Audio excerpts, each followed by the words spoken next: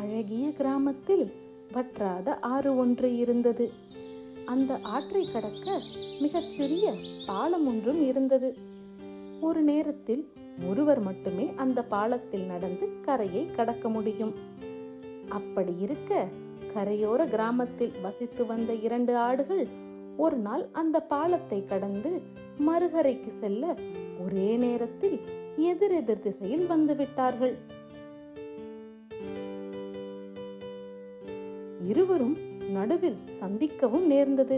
நடுவில் சந்தித்த அவைகளுக்கு பாலத்தை இடையூறு இல்லாமல் கடக்க இடமும் இல்லாது போயின. இரண்டும் முன்னோக்கி ஒரே நேரத்தில் நகர்வதில் மட்டுமே கவனம் செலுத்தியதே அன்றி எப்படி இடையூறு இல்லாமல் இருவரும் இணைந்து கடக்கலாம் என்பதை நினைக்கவே இல்லை. நான் உன்னை விட வயதில் மூத்தவன், எனக்கு முன்னுரிமை தருவதே நியாயம்.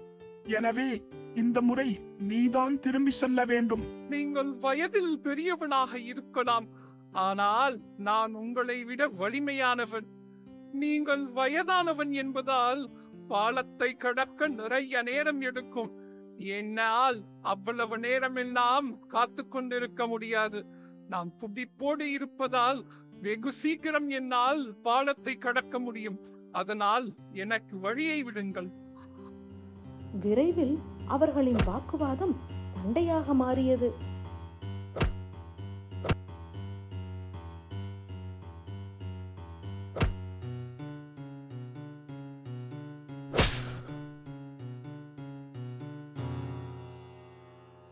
நிறுத்து.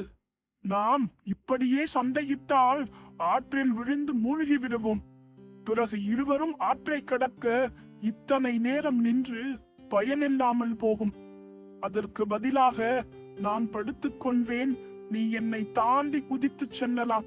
உனக்கு இது சம்மதமா?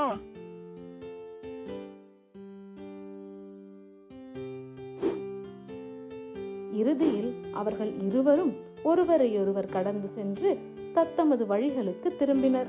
சூழ்நிலைகளை எல்லாம் அறிந்து அதற்கு ஏத்தாற்போல் ஒருவருக்கு ஒருவர் உதவியாக இருந்த காரணத்தால் அவர்களின் பாதை வெற்றி பாதையாக மாறியதை எண்ணி அவர்கள் மகிழ்ந்ததை போல் நாமும் நம் வெற்றி வழியை அறிந்து நடப்போம்.